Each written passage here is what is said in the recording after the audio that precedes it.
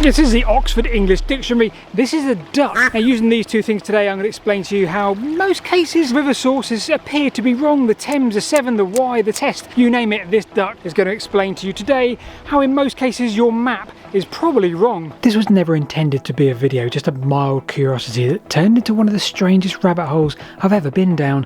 One that would involve OS maps themselves, a drone pilot, Hedley Thorn, river expert, wet feet, and a search into every assumption I had about rivers. And once we're stood here next to this source of a river, in the source of a river, well, let's chuck the duck in and get started.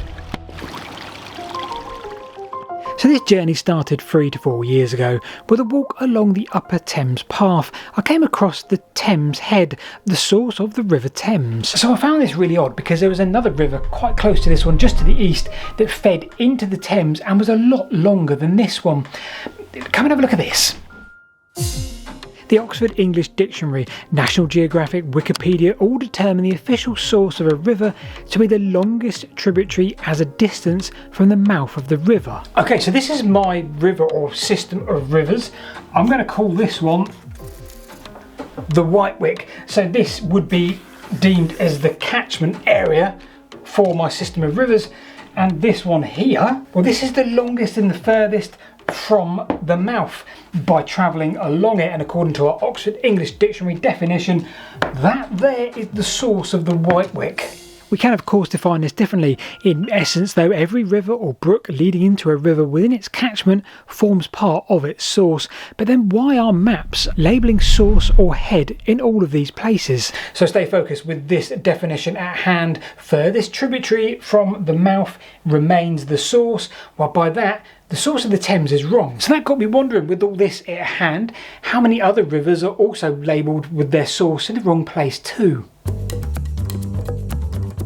So I decided to start local here. This is the Bourne Rivulet, or the River Swift, and it follows all the way down this valley where it joins the River Test. Now usefully the River Test has its source marked on the OS maps, so I looked at this and its various tributaries and I wondered, are there any others like the Thames? The Diva? Nope, not that long. The Anton? Nope. But then I saw this one, the Bourne Rivulet. Well, I'd say it looks a lot longer and it certainly feels a lot longer. So I pulled up Google Earth and I measured each of those routes. Okay, so if I put the duck in the water here, now I'm not going to do that because I'm quite fond of the duck and I don't want to lose it, but if I did that here, the source of the Bourne or the Swift, and I did that the source of the actual Test as it proclaims on the map, which one of those ducks is going to get to the join or the mouth first, assuming the same flow rate?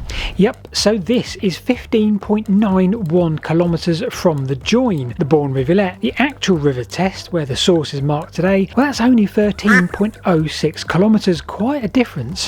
We now have the Thames and the River Test with their sources almost certainly marked on the maps in the wrong place. I wonder how many others are the same. To answer that, we need to ask two questions. Number one, how many rivers have their sources marked by any mapping company, OS or whoever? And secondly, perhaps more importantly, how many of those are wrong? So whilst I do all the workings for that, well, I caught up with my mate Hedley. I know, probably got posh parents or something. So Hedley was going to give me some ideas on how to work this project. It's what I call the rubber duck theory. If you place rubber ducks, oh, I like that. Yeah, rubber ducks or plastic ducks on all of the springs, which one travels the furthest, that's the one that's the source of the river. And we've already established in a prior video that the churn, yes, passes the rubber duck theory. It does. What about the others? Okay, so this wasn't an easy task, but I tried to list as many rivers as I could in England, or with at least part of its river in England. Okay, so after a while I had my list. Now to list as many as I can find that have their sources listed. Admittedly, social media was a great help here, you lovely lot. All of a sudden, I had data from every river in southern England. Okay, I'll come to the north very soon, but just have a look at this. This is New Alresford, and we have the River Itchen here, but here, immediately to the west of New Alresford, well, the river splits in two. To the south we have what seems to be around a 5 kilometre watercourse marked with source of the Itchen. And get this, to the north of this point, well, the tributary seems to be at least 8 kilometres long, maybe more. Right, so I didn't believe that. Surely the first three that I'd looked at were wrong. The Thames, the Test, and now the Itchen. So I thought, well, I'll come and have a look for myself. The source of the River Itchen is marked here on the maps. And we can see that because if we look into the field just here, we've got a whole load of water where the springs obviously are. Now on the horizon, we've got the hills there. So we're in this valley. The other side, well, the river's going to go and the water's going to go in a different direction. It's not going to come here. But what about to the north? Again, here we are, 8 kilometres or so north of that join where those two tributaries meet, and we're in Preston Candover, one of 3 Candovers along this valley. And here we are, look at this gorgeous chapel, St Mary the Virgin, Preston Candover. Clue is in the name, come back to that shortly. Have a look at this. So this is a chapel, was a church, I guess, don't know how that works. Burnt down in like the 1600s, repaired a little bit but not to its former extent. Medieval tiles I'm stood on now, medieval wall paintings, you name it, there's all sorts in here. But let's get back on track. The name Candover, well, that probably, to my knowledge, Old English means next to the water. And lo and behold, what have we got? About 100 yards to the north, we've got a very small stream, and it's in the catchment and the tributary for the Itchen, and it's much further north than the actual source of the Itchen. So by my mind, the Itchen is also wrong. So what would happen if we carried on with the rest of all these rivers in southern England? 23 rivers in total checked. I can confirm this took a very long time.